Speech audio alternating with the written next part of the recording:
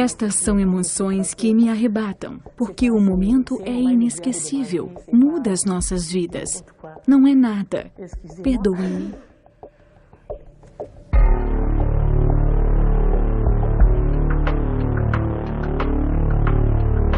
Na pequena aldeia de Kibeho, em Ruanda, aconteceu uma série de eventos extraordinários. O primeiro se deu às 12h35, do dia 28 de novembro de 1981.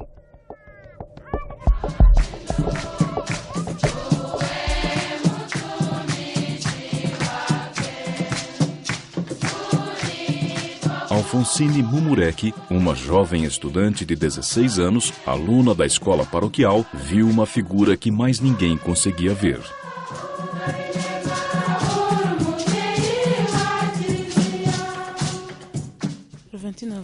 Em 28 de novembro, um sábado, fomos todas para o refeitório. Comecei a limpar os pratos quando ouvi uma voz dizer: "Filha."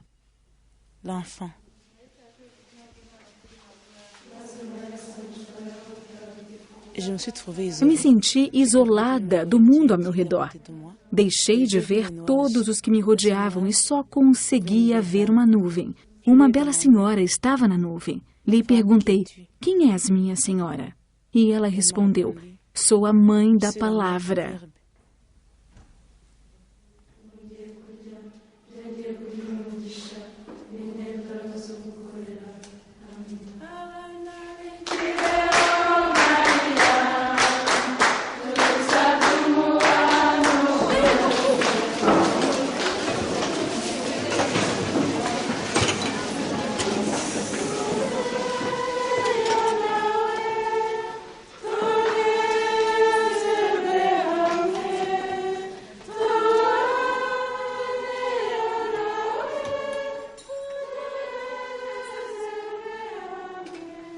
Ela era muito jovem na época, por isso não poderia ser a sua imaginação. A expressão Nina Wazambo, em Kinyarwanda, mãe da palavra, não aparecia em nenhum dos materiais religiosos que tínhamos naquela época.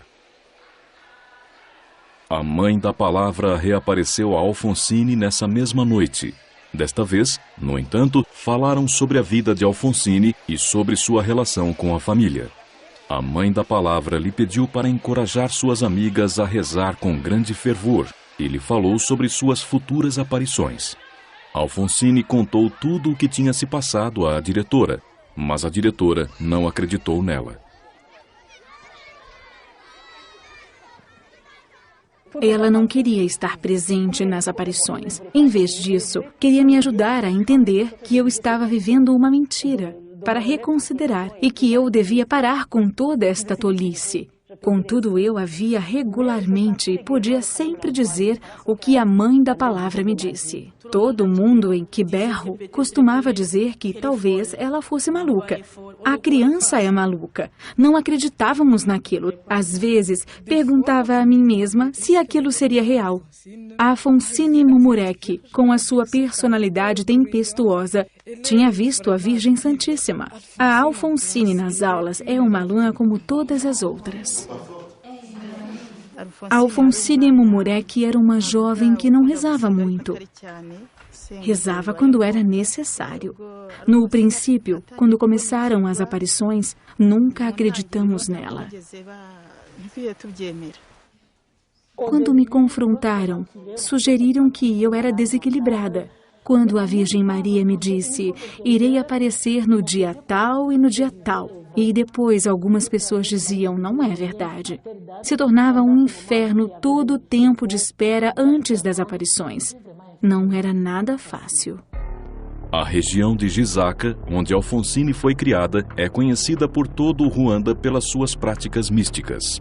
Por isso, as pessoas começaram a pensar que Alfonsine estava colaborando com as forças sobrenaturais malignas. Todos nós, ruandeses, temos medo desta região, porque dizem que lá há muitas bruxas. Eu tinha 16 anos, tinha acabado de chegar, quando se colocaram à minha frente e me disseram: temos a certeza absoluta de que não se trata da Virgem Maria e podemos prová-lo com base no testemunho desta e daquela pessoa, senti que aquilo era diabólico. Compreendi imediatamente estes ataques. Podia sentir o meu coração palpitando, como se alguém estivesse me batendo, tentando me matar. Foi ali então que eu, apesar de tudo, comecei a rezar. Eu disse: certo, Mãe da Palavra, acredito que sois vós. É o que sinto aqui dentro, que me tens aparecido. Não é possível que vos reveleis a outros, de outra região e classe que não as minhas, com quem eu nunca tenha falado. Se pelo menos pudesseis ter escolhido outra moça...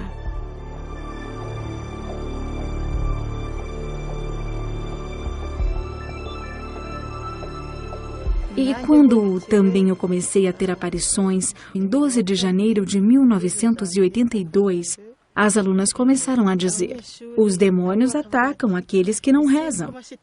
De acordo com as alunas, a Alfonsine estava possuída pelo diabo.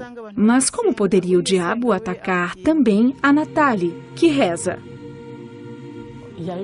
Uma jovem moça surgiu e disse: sabem, a Nathalie está na capela. Estávamos todos rezando juntas e ela estava imóvel. Tentamos mexê-la, mas ela nem pestanejava. As outras fugiram, mas eu não fui atrás delas. Senti no meu coração que a Virgem Maria estava ali. Nenhuma das estátuas da Virgem Maria que eu já tinha visto se parecia com ela. Vi o seu rosto e era muito belo. Quando olhamos para ela, vemos que possui uma beleza que transcende a dos brancos ou dos negros. Apesar disso, os seus olhos pareciam muito com os dos negros. Ela tinha entre 20 e 30 anos. Parecia uma jovem noiva. Tinha um ar muito jovem. Ela disse: a mensagem que te deixo não é destinada apenas a ti. É antes uma mensagem para o mundo inteiro.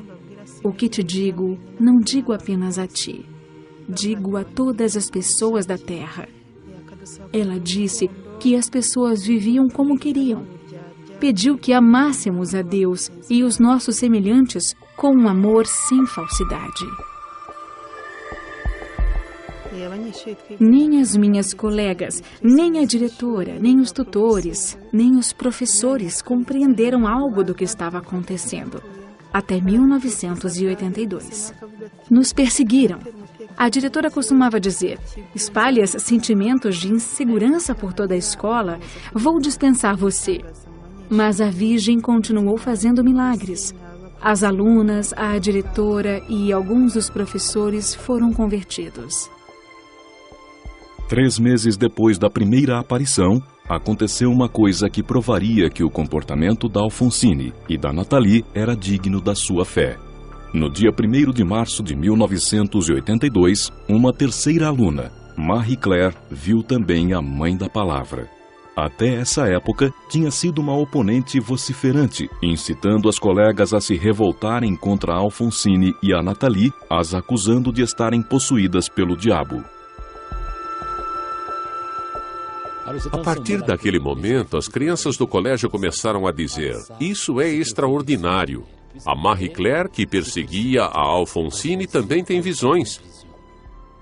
Pelo que a Alfonsine me disse, a Marie Claire a beijou e lhe disse que o que ela dizia era verdade, que estava certo. As notícias acerca dos extraordinários acontecimentos de Quiberro logo se espalharam por todo o país. Jornalistas e peregrinos de todo o Ruanda, países vizinhos e de mais longe, incluindo da Europa, começaram a se dirigir à pequena aldeia. Uma pessoa estava em frente a Marie Claire, que eu não conseguia ver. Foi o seu olhar, fixo num só ponto, que me fez acreditar que alguém estava ali. Havia uma espécie de diálogo e todos os presentes conseguiam adivinhar as questões que estavam sendo colocadas.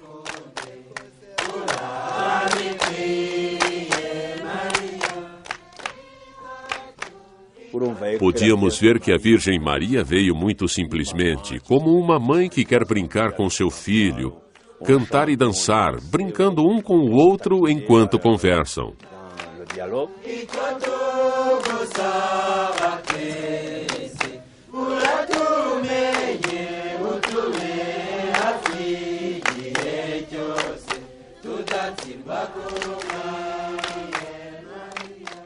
Quando uma aparição começa, não há pânico nem medo.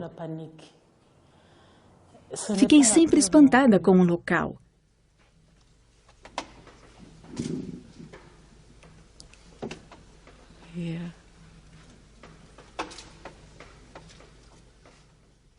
Havia muita vegetação, podíamos sentir de forma simples o cheiro da erva. Era lindo, era um lugar mesmo lindo.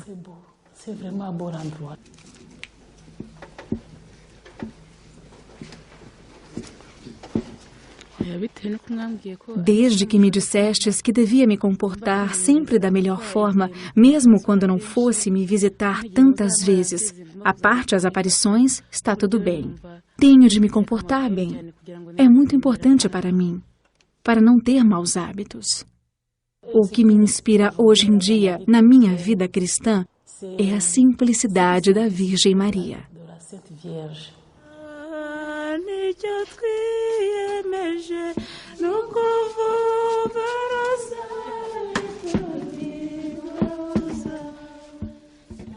As autoridades da igreja destacaram 2 comissões para investigar, em detalhe, o comportamento das moças durante as aparições, assim como o conteúdo das mensagens da Nossa Senhora da Palavra. A comissão teológica foi destacada pelo bispo da área, Monsenhor Jean-Baptiste Gamurani, de Butaré, e era composta principalmente por professores acadêmicos do Seminário Maior, enquanto que os membros da comissão médica provinham na sua totalidade da Faculdade de Medicina da Universidade do Ruanda.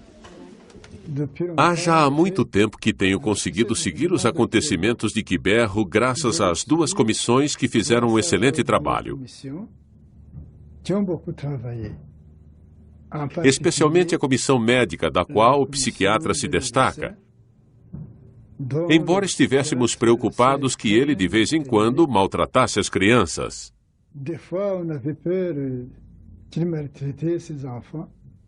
Observei, ouvi, vi o que estava acontecendo.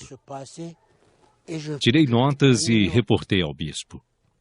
Estávamos interessados em saber de que forma eram influenciadas pelo ambiente que as rodeava.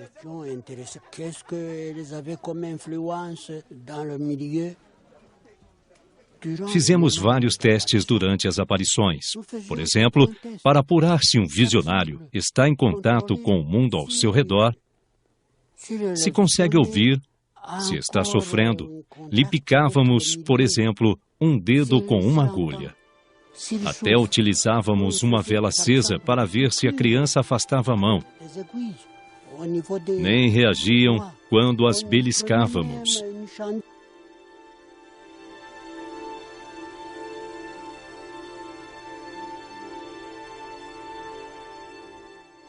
Para manter os mais elevados padrões de imparcialidade científica, foi procurada a ajuda de especialistas internacionalmente aclamados. Após finalizarem os estudos detalhados, estes apresentaram as suas conclusões e opiniões. Concentrei-me no olhar de Alfonsine Mumerec. A Alfonsine estava rodeada por uma multidão de jornalistas que a fotografavam sem cessar com flash. Antes de uma aparição, ela piscava os olhos com a luz dos flashes, mas não durante uma aparição. Pode-se dizer que ela se desligava completamente do mundo que a rodeava. Maria, Mãe da Paz, sois vós que todos os cristãos amam. Oramos a vós, Mãe de Deus, intercedei por nós junto a Jesus.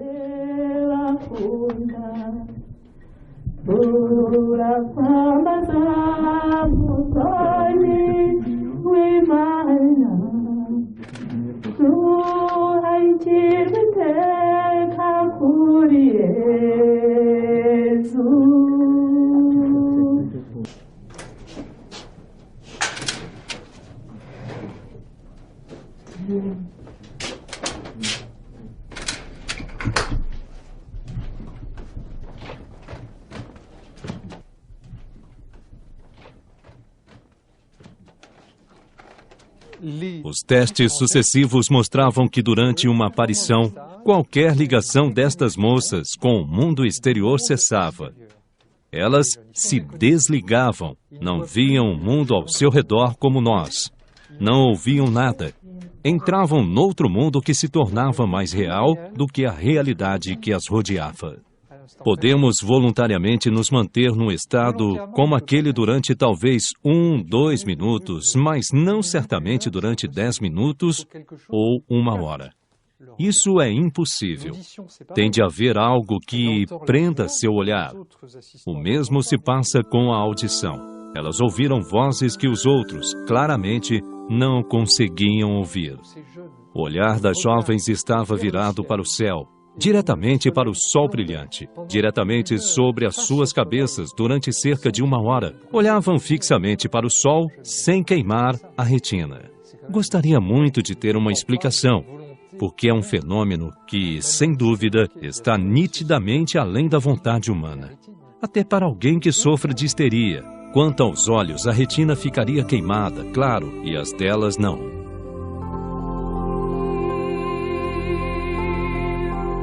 Para além dos exames clínicos, a comissão médica iniciou testes psiquiátricos de longa duração. Foi avaliado o estado psicológico das videntes, as tendências epiléticas, de toxicodependência, de histeria e qualquer sinal de instabilidade mental foram examinados individualmente. Seguíamos o caso destas crianças há 1, 2, 3 anos. Vimos como elas evoluíram e, fora as aparições, não havia nada que lhes pudéssemos repreender. Não consigo encontrar uma explicação médica. Não consigo encontrar uma explicação terrena. Existe, obviamente, algo maior acontecendo aqui que a ciência apenas pode documentar. E isso é tudo. As aparições eram acompanhadas por uma variedade de fenômenos sobrenaturais. As viagens, que podiam ser qualificadas como místicas das videntes, por vezes, duravam mais de 10 horas.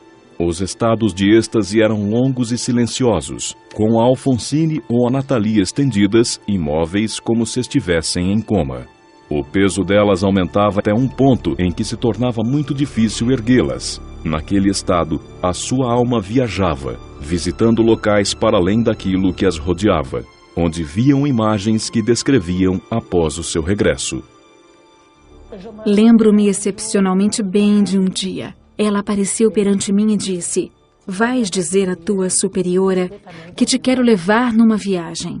Fiquei maravilhada por poder dizer à minha diretora que a Virgem Maria me ia levar numa viagem.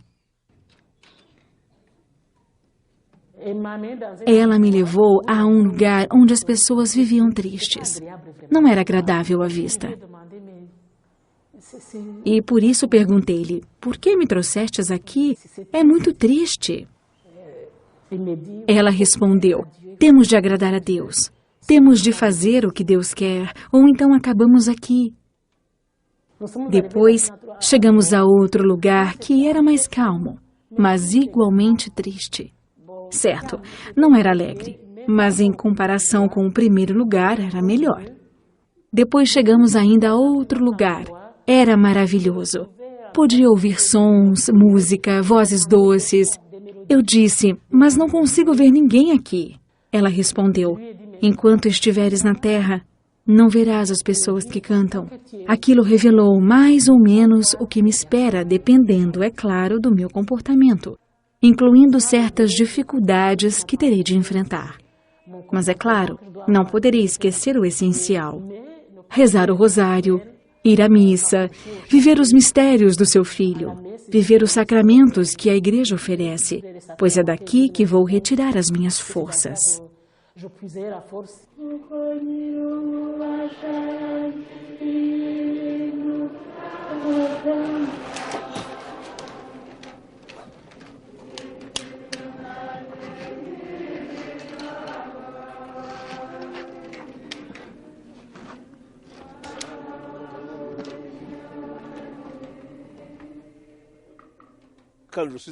Quando cheguei, a encontrei no seguinte estado, esticada assim como um cadáver. Um dos meus alunos era enfermeiro e tentou reanimá-la, mas sem sucesso.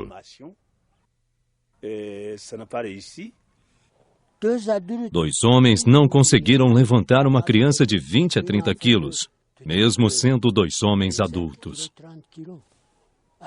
que eux sont des adultes masculins.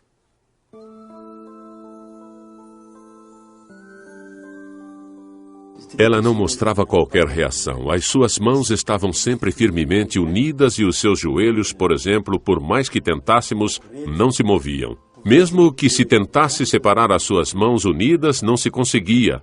Assim, tentamos testar a sua reação à dor, mais uma vez, sem qualquer efeito.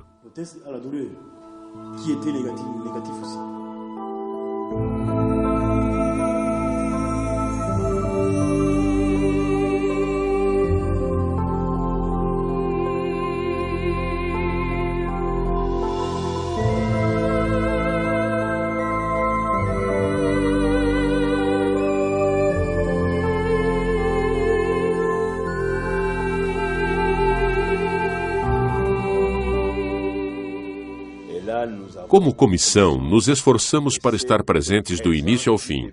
Efetuamos todos os testes possíveis quando ela se encontrava naquele estado. O que nos mostrou que, apesar de tudo, existia aqui algo que era verdadeiramente extraordinário.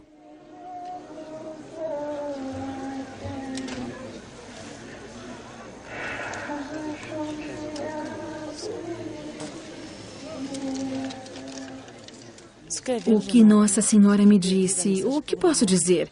A mensagem para o mundo é: amem a Nossa Senhora, recitem o rosário e convertam-se. Temos de seguir o que a Igreja nos ensina. Temos de amar Jesus, nosso Senhor, e a Virgem Maria, pois é ela nossa mãe. Aconteça o que acontecer, não abandonem Jesus, não abandonem nosso Senhor.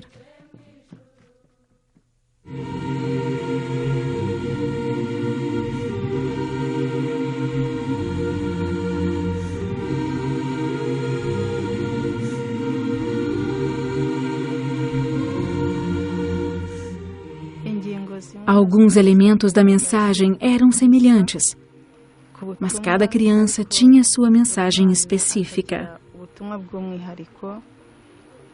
A mensagem da Alfonsine era rezar pelas famílias e pela Igreja. A Virgem incumbiu Nathalie de rezar especialmente pelo mundo e de rezar pelas almas que se encontravam no purgatório e de aceitar com amor o sofrimento que ajudaria Jesus e a Virgem Maria a salvar o mundo.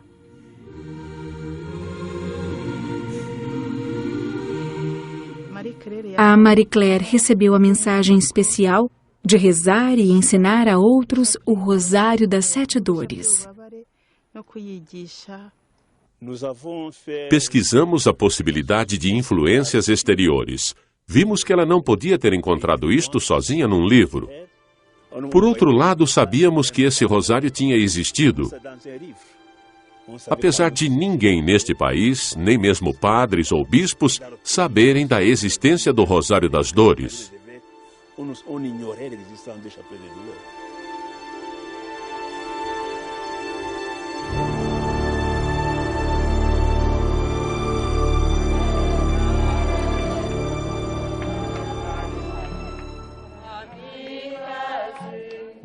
A aparição da Virgem Maria no dia da Assunção, em 1982, foi profética, tal como os eventos viriam a confirmar 12 anos mais tarde. Todos esperavam uma aparição alegre e festiva. No entanto, aconteceu precisamente o contrário, e todos ficaram surpreendidos e um pouco estupefatos ao serem confrontados com o Calvário. A Virgem Maria apresentou-se perante as videntes com lágrimas nos olhos, chorando. Estava inconsolável. A sua tristeza devia-se ao fato de nos estar transmitindo uma mensagem de salvação que não desejávamos receber.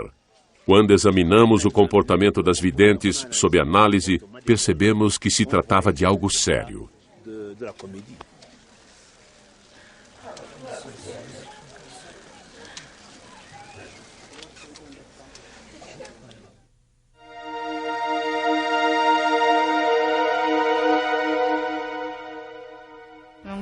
Em 1982, a Virgem Maria mostrou-me pessoas matando umas às outras e incêndio nas montanhas.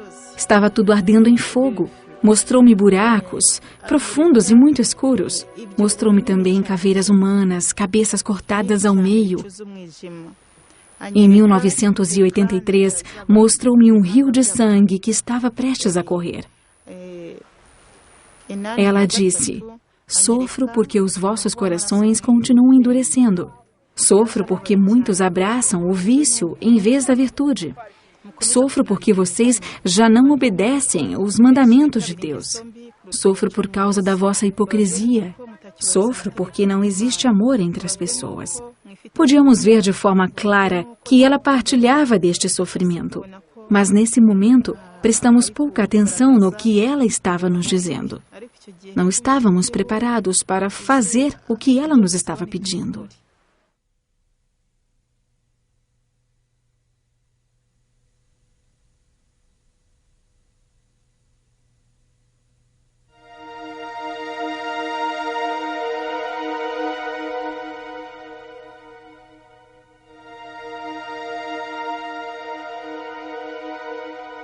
A guerra civil em Ruanda eclodiu em outubro de 1990. O genocídio que se seguiu em abril de 1944 tirou a vida de 800 mil vítimas.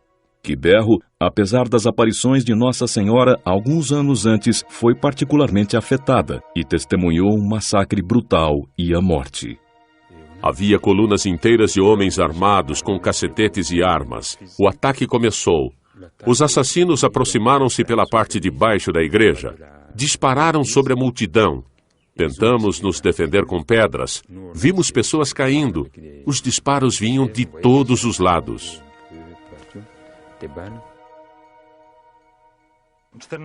No dia 14 de abril de 1994, ocorreu aqui um genocídio em massa. 12, talvez até 20 mil pessoas morreram nesta região. Mais seguramente 10 ou 11 mil neste local. Especialmente aqui, na igreja, à nossa frente. A igreja da paróquia, onde muitos se refugiaram dos assassinos na esperança de que um local sagrado como uma igreja fosse respeitado, se não as suas vidas, pelo menos o local, e representasse assim a sua salvação.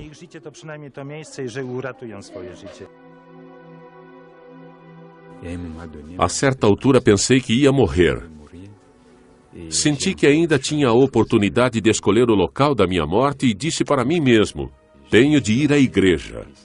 Ao entrar, encontrei um homem que disse: Padre, fizemos mesmo tudo o que era possível. Dê-nos o sacramento da reconciliação para que possamos morrer como os que morreram antes de nós. O mais importante é que Nosso Senhor nos receba no céu. Vi realmente cenas horrendas. Muitos foram mortos e os seus corpos amontoavam-se em pilhas. Havia pilhas de pessoas morrendo em agonia ao longo da secretaria. Ouvi o som de pessoas morrendo em agonia.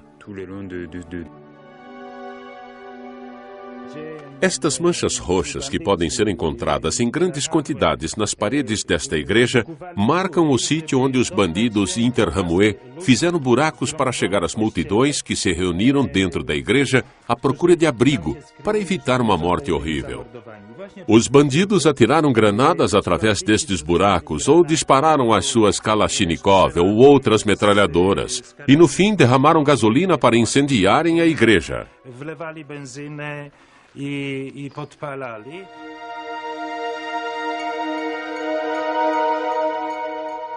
Aqueles que não foram mortos pelas metralhadoras ou pelos fragmentos de granadas foram queimados vivos.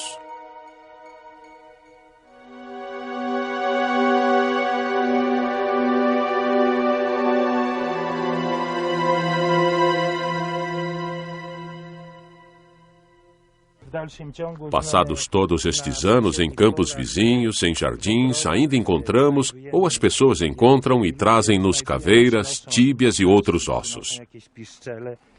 É por isso que este local, onde uma grande quantidade de sangue foi derramado e muitos inocentes perderam a vida, é um local sagrado, um local de martírio. Porque aqueles que ali morreram, apesar de, provavelmente, não como resultado direto da sua fé em Cristo, morreram como resultado da sua humanidade. E foi isso que as videntes de Quibero viram. A Virgem disse-lhes: rezem pelos pecados do mundo. Eles farão com que calamidades caiam sobre vós. Durante muito tempo, eles viram perante os seus olhos um país submerso em sangue, um país em guerra, batalhas terríveis, muitos mortos e corpos que não podiam ser enterrados. Parecia inacreditável. As pessoas diziam: estas videntes são loucas, com os seus sonhos de calamidades, profecias de infelicidade e perdição. No entanto, a profecia era verdadeira, incompreensível no início, mas, apesar de tudo, tão verdadeira.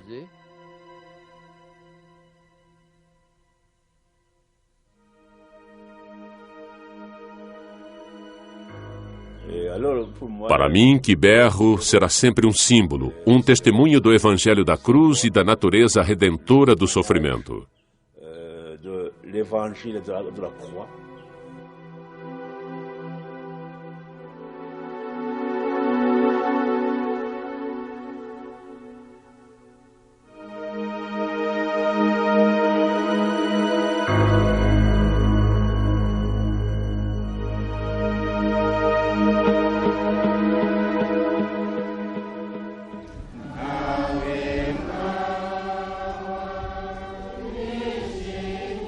Em aparições subsequentes, Maria pediu a Nathalie para jejuar durante 2 semanas como penitência pelos pecados do mundo. Ela deveria procurar alimento unicamente na Palavra de Deus e na Sagrada Comunhão.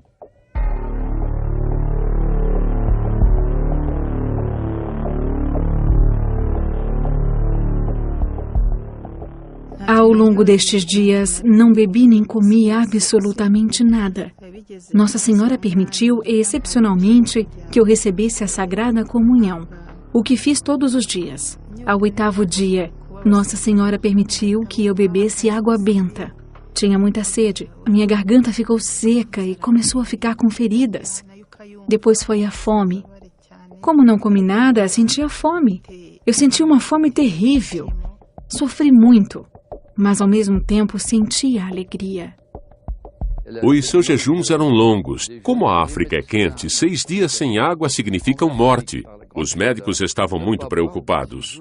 Mas, como tinha sido a Virgem Santíssima a instruí-la, eles preferiram deixar o assunto de lado enquanto continuavam a vigiá-la de perto, para caso fosse necessário, intervir no último momento. Mas nada aconteceu e ela continuou em perfeita saúde. Recolhemos amostras de sangue de uma urina para garantir que não existiam quaisquer alterações que pudessem constituir uma ameaça para o seu corpo. Mas ela conseguiu sobreviver com base na Eucaristia, e foi tudo. O seu organismo não sofreu qualquer efeito adverso. Éramos muito severos com as crianças.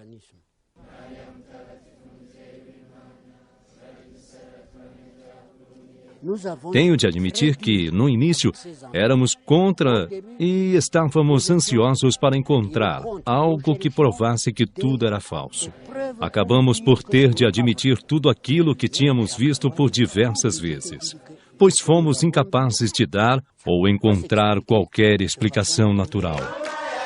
Com o passar do tempo, a situação em Quibero tornou-se mais complexa. Em maio de 1982, muitas outras pessoas alegaram ter tido visões. Estes acontecimentos aproximavam-se da feitiçaria e da adivinhação, frequentes no país.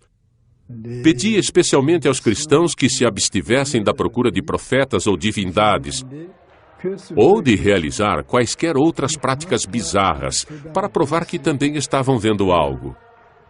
Isso acalmou as coisas. O interrogatório de muitas pessoas terminou e os investigadores puderam, uma vez mais, concentrar-se no estudo dos que eram considerados os genuínos videntes. Após 20 anos de pesquisa meticulosa, as 2 comissões, médica e teológica, reconheceram somente como autênticas as visões das primeiras 3 moças, Alfonsine, Nathalie e Marie Claire. No dia 29 de junho de 2001, Dom Agustin Misago, o bispo local, apoiado pela Conferência dos Bispos do Ruanda, anunciou a decisão da Igreja relativamente a este assunto.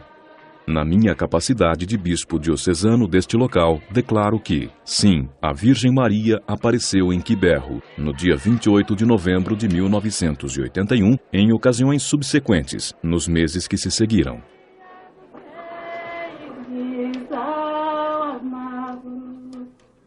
Pesquisamos a qualidade das mensagens, a sua autenticidade, a coerência das videntes. E foi assim que chegamos a 3 pessoas em questão. Foi necessário um trabalho verdadeiramente completo e em conjunto, tanto dos médicos como dos teólogos. Acreditamos que elas reúnem os critérios definidos pela Igreja. Para além disso, são as 3 primeiras crianças reconhecidas como tal que são responsáveis por tornar Quiberro tão conhecida.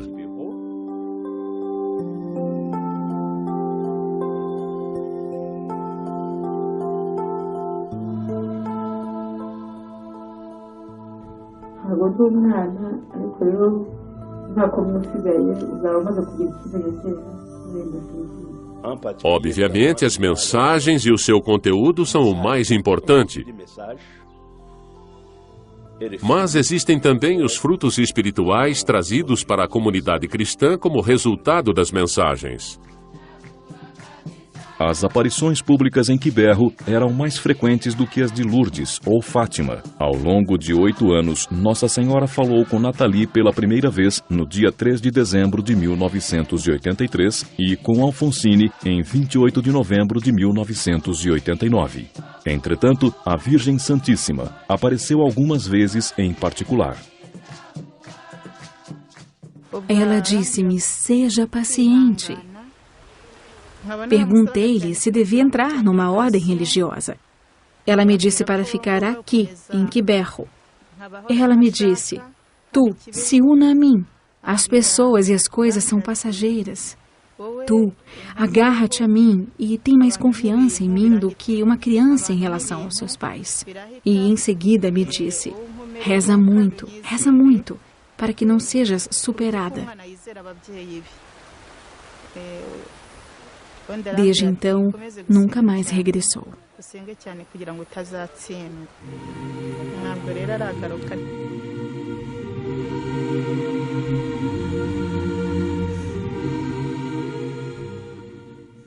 Senti que Nossa Senhora estava me dizendo que tinha chegado à altura de me tornar responsável pelo que tinha recebido. Era triste não voltar a vê-la. E, no entanto, era como se também eu própria tivesse me entregando a esta missão. Ela havia me dito: diz isto ou diz aquilo. Agora era a minha vez de resistir e de trazer até todas as pessoas a vida que a Virgem Maria nos pede para viver.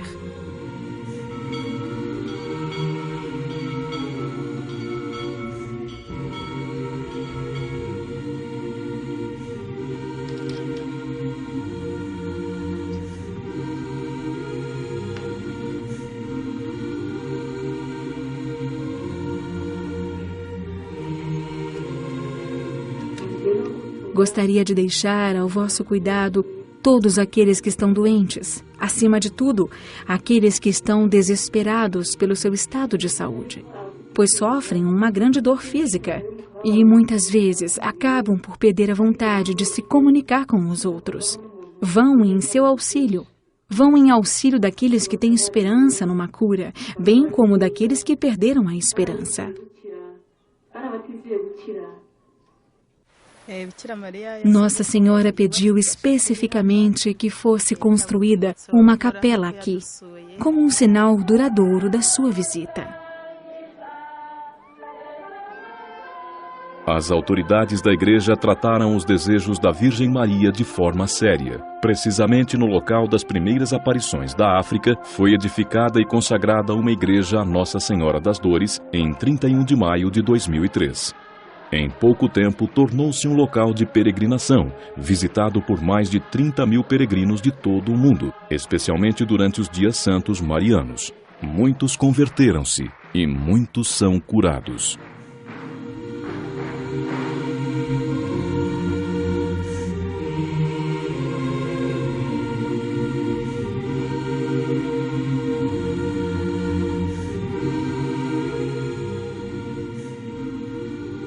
Sempre que havia uma aparição aqui em Quiberro, a Virgem Santíssima dizia: meus filhos, gostaria que todos aqueles que estão doentes sejam curados.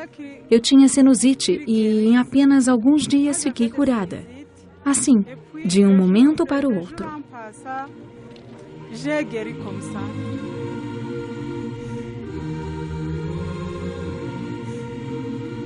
Eu me sentia tonta e caía muitas vezes. As recaídas tornaram-se ainda mais frequentes.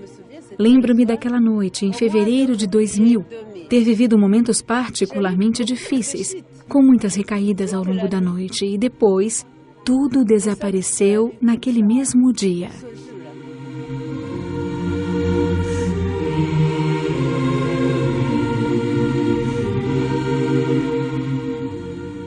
Eu estava entre aqueles que se recusavam a reconhecer as aparições de Quiberro. Vim na companhia de um amigo. Não estava habituado a rezar, mas depois do que tinha visto com os meus olhos em Quiberro, a minha consciência começou a questionar-me. Era um soldado, por isso voltei aqui para rezar após a minha desmobilização. Lá para o fim de dezembro de 98, voltei para agradecer a Deus e fiquei durante uma semana em isolamento. Durante o isolamento, Deus fez milagres que me proporcionaram paz e me conduziram à conversão. O padre que nos acompanhou falou das nossas vocações, sobre a nossa paróquia e sobre como ela era infrutífera. Ele explicou tudo isto à vidente, dizendo de uma vez: pois bem, tem de pedir à Virgem Maria que nos ajude verdadeiramente com as nossas vocações. Eu disse: Maria, Mãe de Jesus, fazei algo, pois também gostaria de me tornar padre, mas não sei como proceder. Não tive de esperar muito tempo. Deve ter sido cerca de um ano mais tarde que me juntei aos padres palotinos. Um professor que maltratava os seus alunos, que nos perseguia, foi a prova de mais um sinal. Ele mudou. Tomou gosto pela oração a ponto de se ter tornado padre. Isso também contribui para a mudança gradual dos alunos.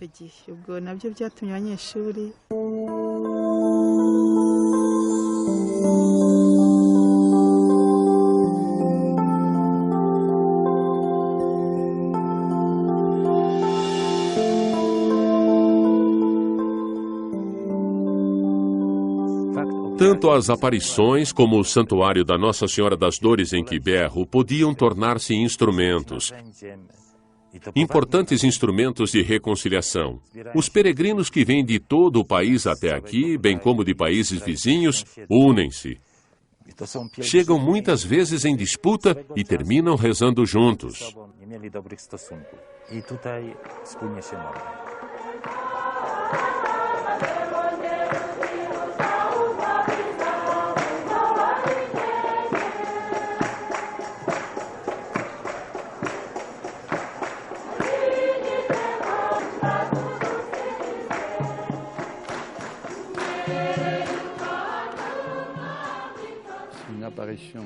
Nunca sabemos ao certo se uma aparição é autêntica ou não. Pode existir uma probabilidade elevada. Podemos ter uma convicção moral. Mas uma aparição nunca é um dogma. Não se torna um artigo de fé da Igreja. Torna-se, no entanto, uma expressão da fé da Igreja, um pequeno sinal dado aos fiéis, um sinal pequeno e precioso, tão precioso que, exceto São Pedro em Roma, todos os maiores santuários da cristandade estão ligados a aparições.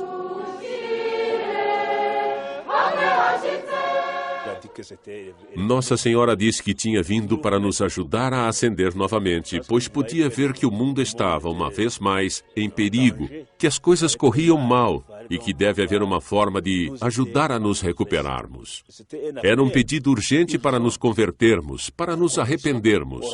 Arrependam-se, arrependam-se. Se não o fizerem, cairão num abismo. O mundo não está bem. Aqui no Ruanda, não nos convertemos em número suficiente e vimos as consequências. A guerra, o genocídio, E mesmo na região dos Grandes Lagos, como podem ver, o sangue que foi derramado e ainda é derramado. Tudo isto mostra precisamente que o homem, o coração do homem, tem dificuldade em converter-se. É uma fórmula que é repetida de aparição em aparição e foi aplicada pela primeira vez em La Salette. Serei forçada a deixar cair o braço do meu filho. Acredito que é uma fórmula visual que a Virgem aplica para garantir que os leigos percebam. Mas não será Deus que irá atacar o mundo. O mundo está se autodestruindo. Quando o homem se separa de Deus, quando o homem volta as suas costas ao amor, tornando-se assim egoísta, hostil e causador de discórdia. Bem, aí a humanidade se autodestrói e separa-se voluntariamente de Deus. A justiça de Deus não é como a justiça humana, que pratica a lei da guilhotina, onde se cortam cabeças. A justiça de Deus é inata.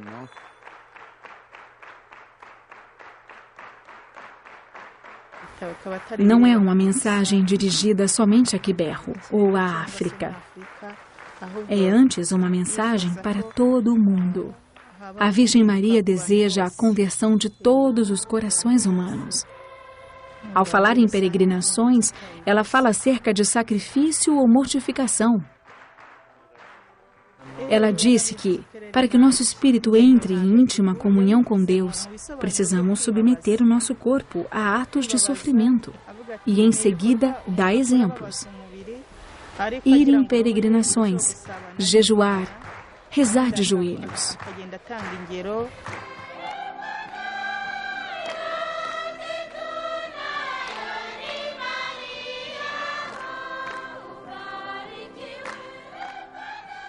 Na minha primeira visita à de Límina, o Papa João Paulo II disse: no vosso país tem Quiberro.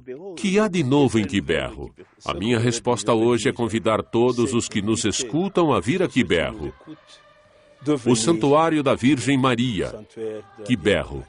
O primeiro local de aparição e peregrinação oficialmente reconhecido pela Igreja e pela Santa Sé. O primeiro local do gênero na África.